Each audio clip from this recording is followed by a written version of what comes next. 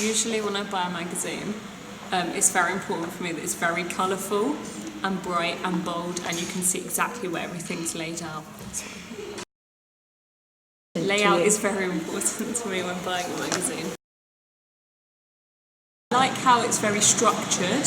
You can see where everything is and you can pick up information quite quickly. I also like how they use contrasting colours.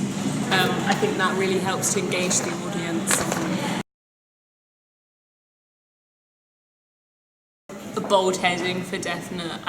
When I pick up a magazine, I need to know who it's by, what it is, as soon as I pick it up. So I mainly buy magazines to de-stress and relax, and I think that they're definitely a very useful tool of just escaping from the everyday stresses of real life. But I also think when I actually do read a magazine, I want to be able to get information from it. I want to feel like I've sat there and read something useful. So I think that's definitely very important. But I also like learning about the lives of other people. I think that's very useful as well.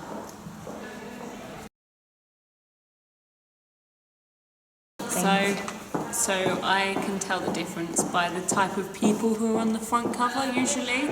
So some people will be associated with particular genres. So like a rock band would be on a rock cover, and usually the colours would also relate to the kind of genre they're going for.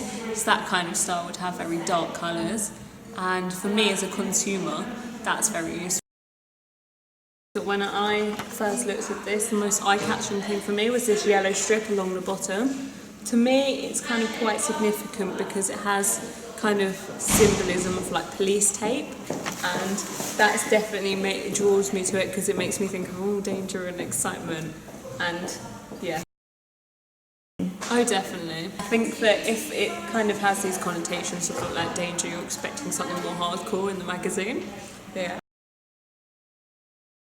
So from this front cover, I would say this is a music magazine and it's focused on kind of rock music. That's my guess. No, I say more indie rock music. U2 on the front.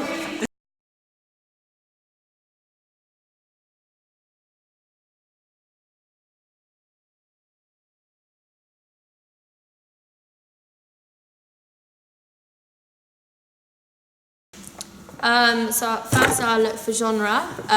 So if I want a pop magazine, I'll look out for pop magazine, and in terms of the specific magazine, I'll probably look for bands that I specifically like or enjoy watching or listening to. Yes, I do like the layout. I think that the queue there is really bright and eye-catching. I think U2 stand out because they're in the middle, and all of these features here, they also stand out. The yellow across the page really draws you in, and yeah, I think the use of colours is clever as well. Yeah, definitely a consistent colour scheme is important. So firstly, I want to be entertained by the magazine. Hopefully there'll be some kind of humour in it. If I enjoy a band, then it's going to obviously entertain me knowing all the gossip. And then secondly, I would like, it kind of gives me a sense of identity. I guess if a celebrity does a particular thing, then maybe I will develop my lifestyle to be the same or similar. And I identify with their values.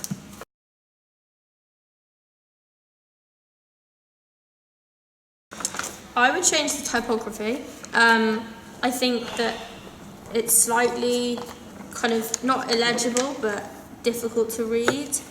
I mean, from a glance, up close, obviously I can read it, but from a glance, it kind of takes you to look closer into it to really read it well.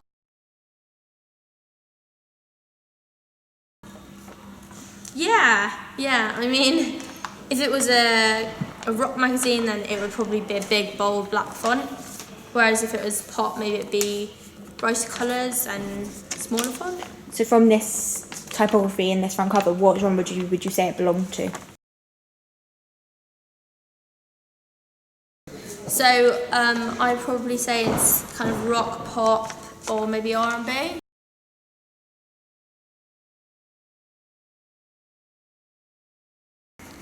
Well, firstly colour, and then content as well, what bands I see on it. The title of the magazine always gives it away quite well. But yeah, font as well.